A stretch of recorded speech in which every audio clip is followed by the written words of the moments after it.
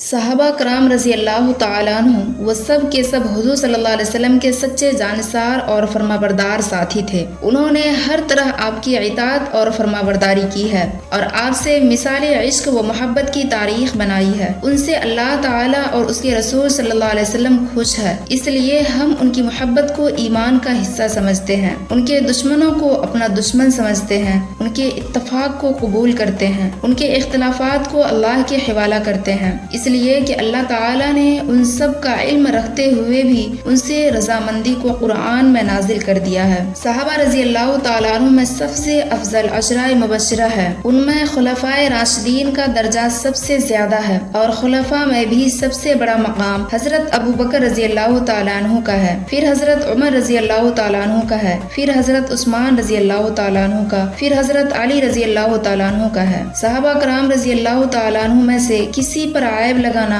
یا ان کی برائی کرنا بہت بڑا گناہ ہے۔ تابعین، اولیاء، فقہا اور بزرگان سلف وہ سب اللہ کے دوست اور دین کے لیے مخلصانہ محبت کرنے والے تھے۔ ہم ان کی دینی تحقیقات پر بھروسہ کرتے ہیں اور دیانت پر اعتماد کرتے ہیں۔ ان کی کوئی بات خلاف شرع ہو تو ہم قبول نہیں کرتے، لیکن اس کی بہتر تعویل کرتے ہیں یا معذور سمجھتے ہیں۔ ان کا درجہ انبیاء اور صحابہ کرام رضی اللہ تعالیٰ عنہ کے درجہ سے کم سمجھتے ہیں، ان کی کرامات کو حق